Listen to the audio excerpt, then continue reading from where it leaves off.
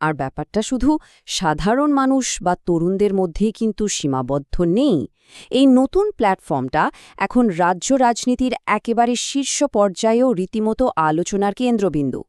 তৃণমূল কংগ্রেসের শীর্ষ নেতৃত্ব, বিশেষ করে মমতা বন্দ্যোপাধ্যায় এবং অভিষেক বন্দ্যোপাধ্যায়ের কিছু মন্তব্য বা অবস্থানকে কেন্দ্র করে রাজনৈতিক মহলে কিন্তু বেশ নতুন জল্পনা তৈরি হয়েছে।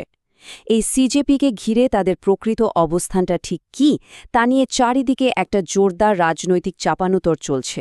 একটু ভাবলেই বোঝা যায় একটা ডিজিটাল প্ল্যাটফর্ম কিভাবে একেবারে রাজ্যের শীর্ষ নেতৃত্বের মনোযোগ আকর্ষণ করে নিচ্ছে। এই পুরো ঘটনা প্রবাহ তারই একটা অকাট্য প্রমাণ।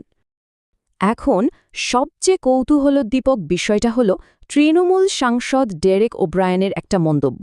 উনি বলেছেন ওরা নিজেদের মতো লড়াই করছে। ব্যাস, এই একটা ছোট্ট উক্তি, আর সোশ্যাল মিডিয়ায় সেটা রীতিমতো ভাইরাল।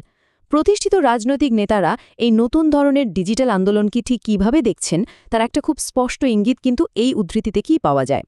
এই মন্তব্যটা সামনে আসার পর থেকে রাজনৈতিক মহলের অন্দরে আলোচনা যেন আরও কয়েক গুণ বেড়ে গেছে। মানে একটা মাত্র বাক্য কিভাবে পুরো রাজনৈতিক মহলের জল্পনার আগুন উস্কে দিতে করে, এই ঘটনাটা দেখলে সেটা খুব সহজেই বোঝা যায়। আর এই বিষয়টা খুব চমৎকারভাবে তুলে ধরছে রাজ্যের প্রধান রাজনৈতিক দলগুলোর সম্পূর্ণ ভিন্ন দুটো দৃষ্টিকোণকে। একদিকে বিজেপি এই পুরো বিষয়টাকে একটা একেবারে নতুন ধরনের ডিজিটাল রাজনীতি হিসেবে আখ্যা দিচ্ছে। অন্যদিকে অন্যান্য বিরোধীদের দাবি হলো বাংলার রাজনীতিতে এখন মিম আর সোশ্যাল মিডিয়াই হয়ে উঠেছে সবচেয়ে বড় এবং ধারালো অস্ত্র। তবে হ্যাঁ, আমাদের এই বিশ্লেষণে কিন্তু নির্দিষ্ট কোনো পক্ষের মতবাদকে সমর্থন করা হচ্ছে না, বরং অত্যন্ত নিরপেক্ষভাবে আমরা এটাই দেখছি যে কিভাবে একটা ডিজিটাল প্ল্যাটফর্মকে কেন্দ্র করে রাজনৈতিক আদর্শের এক নতুন লড়াই শুরু হয়েছে। দুই পক্ষই এই ট্রেন্ডের প্রভাবটা স্বীকার করে নিচ্ছে, শুধু তাদের দেখার ভঙ্গিটা আলাদা। চলুন এবার দেখা যাক এই পুরো ঘটনাটা বাংলার রাজনৈতিক প্রেক্ষাপটে কিভাবে এক বিশাল কাঠামোগত পরিবর্তনের ইঙ্গিত দিচ্ছে। একসময় রাজনীতি মানে ছিল শুধু রাস্তায় নেমে মাঠ পর্যায়ের মিছিল আর মিটিং, কিন্তু এখনকার বিশ্লেষকদের মতে সেই যুগটা খুব দ্রুত বদলে যাচ্ছে।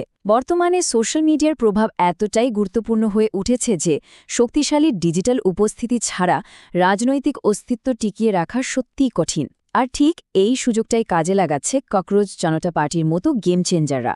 তারা ডিজিটাল প্ল্যাটফর্মের সর্বোচ্চ ব্যবহার করে খুব সহজেই তরুণ প্রজন্মের কাছে পৌঁছে যাচ্ছে।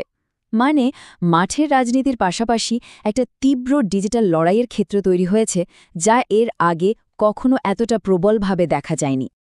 তো সবচেয়ে গুরুত্বপূর্ণ প্রশ্নটা হলো, ককরোচ জনতা পার্টি কি শুধুই ইন্টারনেটের বুকে হারিয়ে যাওয়ার মতো একটা ক্ষণস্থায়ী ভাইরাল ট্রেন্ড, নাকি এটা বাংলার রাজনীতিতে মিম আর সোশ্যাল মিডিয়া নির্ভর এক নতুন দীর্ঘস্থায়ী সমীকরণের সূচনা? এই প্রশ্নটাই এখন সমস্ত রাজনৈতিক বিশ্লেষক আর পর্যবেক্ষকদের মনে রীতিমতো ঘুরপাক খাচ্ছে।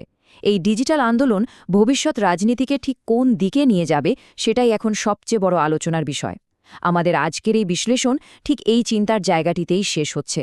আগামী দিনে এই ডিজিটাল সমীকরণ বাংলার রাজনৈতিক মানচিত্রে ঠিক কী স্থায়ী প্রভাব ফেলে, তার উত্তর একমাত্র সময়ই দিতে পারবে।